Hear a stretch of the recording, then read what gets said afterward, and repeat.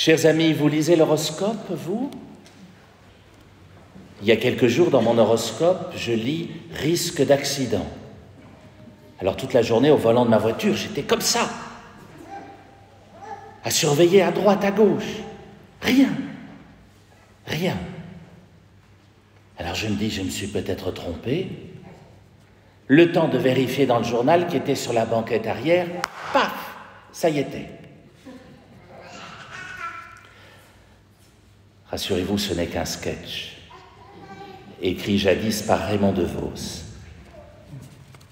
Mais c'est un sketch qui venait se moquer de nos horoscopes, de celles et ceux qui les lisent et qui les prennent en compte. Arrêtons avec nos prédictions, nos Nostradamus, nos prophètes de malheur, chers amis. À chaque tremblement de terre, ça recommence. Chaque fois, il y a quelqu'un qui dit « Ça y est, c'est un signe ! La fin du monde approche !»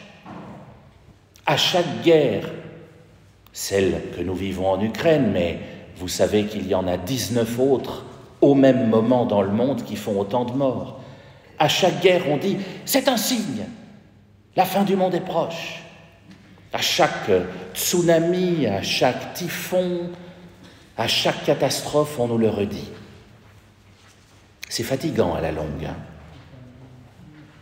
Quand ce n'est pas l'inévitable refrain de celles et ceux qui viennent dire que c'est une punition de Dieu, ou alors les autres qui viennent nous dire un petit sourire en coin, « Ah ben c'est bien la preuve qu'il n'existe pas, ton Dieu, sinon il n'y aurait pas tous ces malheurs dans le monde, s'il était vraiment tout-puissant. » Alors d'abord, non, notre Dieu n'est pas Harry Potter ou Superman, il est tout-puissant en amour. Il ne nous marionnettise pas, il nous laisse libres. C'est ça un Dieu tout-puissant en amour, c'est un Dieu Père. Il nous laisse libres.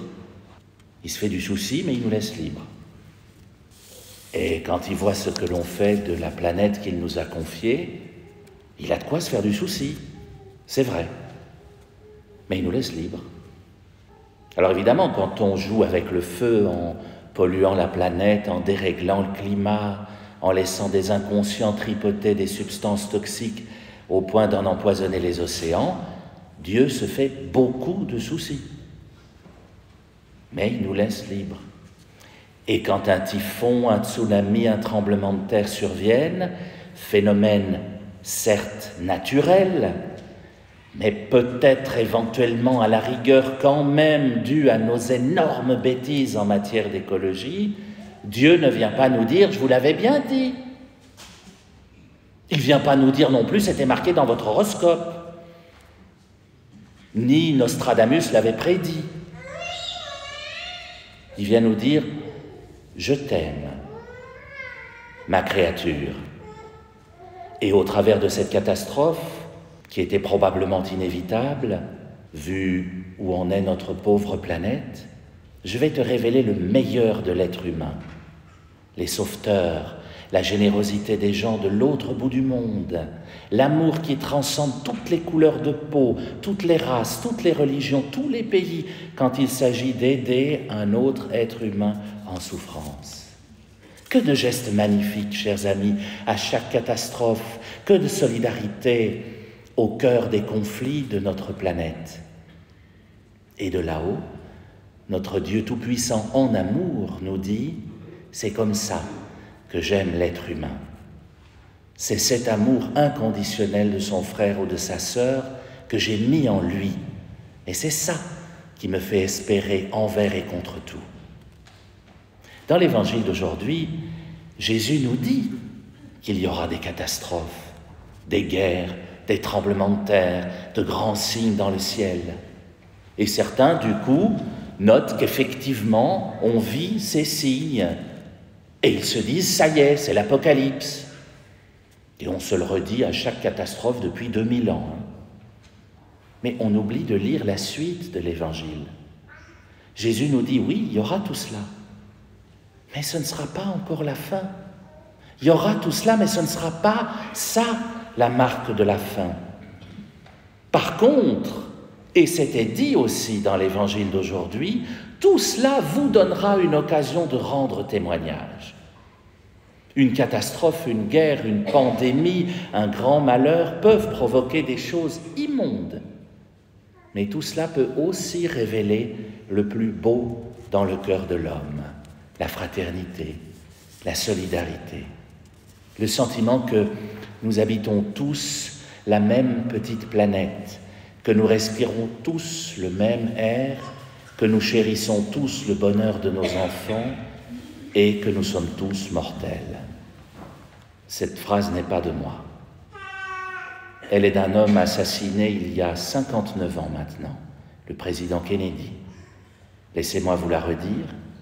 Nous habitons tous la même petite planète, nous respirons tous le même air, nous chérissons tous le bonheur de nos enfants et nous sommes tous mortels. Et oui, chers amis, au travers de tous les problèmes de ce monde, l'important n'est pas ce que nous disent les prophètes de malheur, les horoscopes. À l'époque de Jésus, on avait aussi des prophètes de malheur. On avait des prophètes de l'Ancien Testament aussi, comme Malachie, qu'on a entendu dans la première lecture. Mais même lui finissait par dire, vous l'avez entendu, le soleil de justice se lèvera. L'important, ce n'est pas d'annoncer des malheurs. L'important, ce n'est pas d'en chercher l'auteur, encore moins de croire une seule seconde que Dieu en serait la cause. L'important, ce n'est pas d'imaginer ce qu'ils annoncent, ces malheurs. L'important, je crois, quand on est chrétien, quand on est humain, tout simplement, c'est de se demander comment on va les traverser, ces malheurs, avec tout le génie que Dieu a mis dans sa créature. Comment, d'une situation catastrophique, on peut tirer un petit supplément d'humanité, de solidarité, de fraternité. Et il n'y a pas besoin d'être un grand génie pour savoir ce qu'il faut faire dans ce cas-là. Paul nous le disait dans la deuxième lecture, vous savez bien ce qu'il faut faire. Et vous le faites. Chacun travaille pour manger son pain quotidien, chacun œuvre à ce que notre monde aille un peu mieux autour de lui. Chacun a sa place, chacun a sa manière. Chacun sait donner un peu de ce qu'il a, quelques sous, du temps, du talent. Ce n'est pas une pandémie qui va nous faire perdre l'espérance dans le genre humain, chers amis. Ce n'est pas parce qu'on lit un horoscope qui nous prédit un accident de voiture qu'il faut être sur ses gardes toute la journée, comme dans le sketch de Raymond DeVos de tout à l'heure. Ce n'est pas parce que des prophètes de malheur nous annoncent la fin du monde que ça nous dispense d'être humains. Nous habitons tous la même petite planète. Nous respirons tous le même air. Nous chérissons tous le bonheur de nos enfants. Et c'est vrai, nous sommes tous mortels. Alors œuvrons ensemble pour qu'en ayant conscience de tout cela, nous puissions rendre le monde un peu meilleur déjà autour de nous, en agissant à notre petite place, à nous, dans notre village, dans notre communauté, dans notre quartier, dans notre pays. C'est ainsi qu'ensemble, nous dessinerons le visage du Christ. C'est ainsi qu'ensemble, nous le ferons revenir.